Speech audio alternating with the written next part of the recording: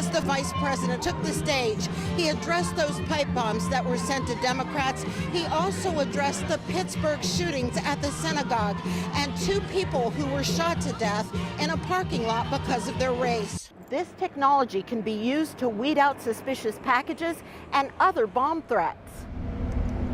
The trooper is at home. He's healing. He has a shoulder injury and some minor other injuries. But I'm told as for his work boots, well, they are worn down so far from being dragged that you could see his socks.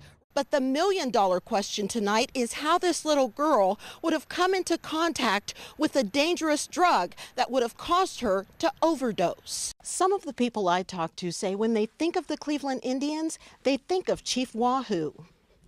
And while the new logo may solve one issue, some fans think it's confusing. Derek and Leslie, officers Casey Kelly and Greg Tackett tell me when they saw the condition of 3.5-month-old Tariq Morris, they knew every second mattered. And even though in the end the child had to be taken off of life support and died, they knew that they had given this innocent child who had been shot every chance at life. When YPD officers Casey Kelly and Greg Tackett responded to the Pasadena shooting, where the car was riddled with bullets, they saw 2 adults in the front seat, but were shocked at what they found in the back.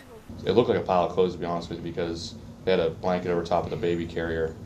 And as I'm shining my light, I looked up and I saw the baby's face, and that's when I was kind of like, oh no. The officers say the baby also never made a sound, even though he was looking around and clearly critically injured by gunfire. Not a cry, not a whimper, not anything. It was kind of just laying there. For Officer Greg Tackett, he just remembers being in the cruiser, holding the infant in the baby carrier, and Tariq looking up at him. I just remember he kept putting his little hand in my hand, and I was just holding on to it. And it was very hard. The officers decided to take the baby in the police cruiser to the hospital, knowing it could be 4 minutes before the ambulance was on scene. Short of pushing my foot through the floorboard to get the pedal to get as fast as I can get going, that's what I was doing. I was jamming it, and he's telling me, he's like, come on, let's go, let's go, let's go. Officer Kelly says they may have reached speeds of up to 120 miles per hour running lights and sirens. St. East police had lights and sirens on and were actually moving cars over for Youngstown as nurses and doctors waited to grab the baby at emergency. It was very hard to see that child in that condition.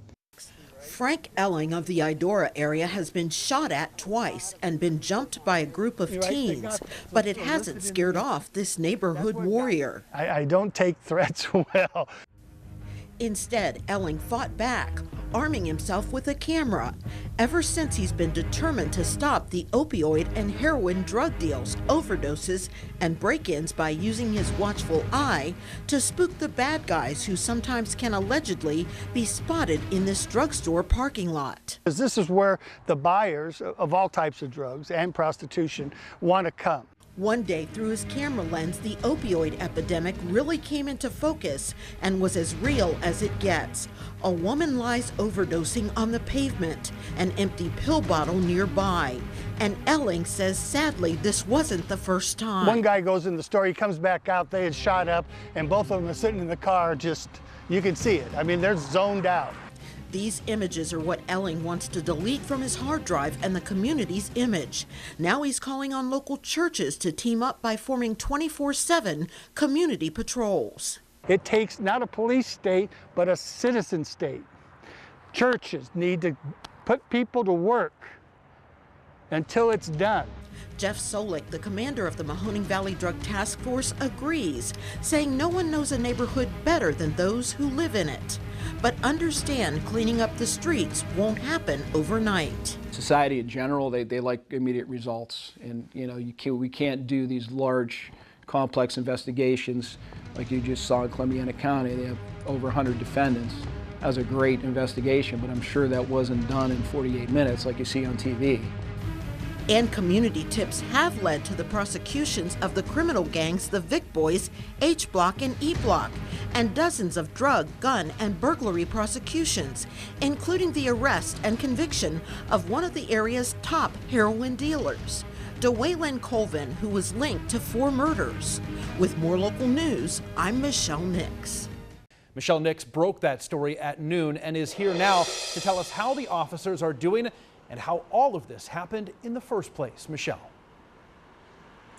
Derek, the 4 Camel police officers remain here in the emergency room at St. Elizabeth's Hospital, and I'm told they are doing well.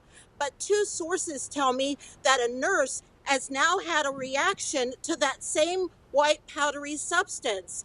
And one of the officers, Ryan Young, has returned my text messages telling me he was the one who arrested the suspect and also touched that license of the suspect. He said he felt like he was dying. He said he had a bad headache and his face and his hands were burning and tingling. His hands turned white and he had dots on them. So could that white powdery substance be the dangerous drug fentanyl? Well, police are waiting on lab tests to find out.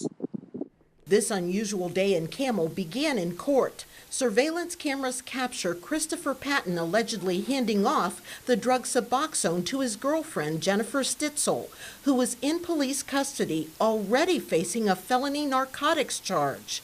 Camel police arrested him, and as they went to book him and log his property inside the police department, that's when 4 officers came into contact with an unknown substance and emergency responders were called. The individual who was arrested there was a white powder on his license that the officers came into contact with. One of them started feeling nauseous, a couple others felt numbness and tingling in their hands and face. A Youngstown fire captain certified in advanced hazmat advised Camel police that officers Ryan Young, Melissa Williams, Chris Carson, and Samantha Peak needed to strip down to decontaminate and not spread what some suspect may be the dangerous drug fentanyl.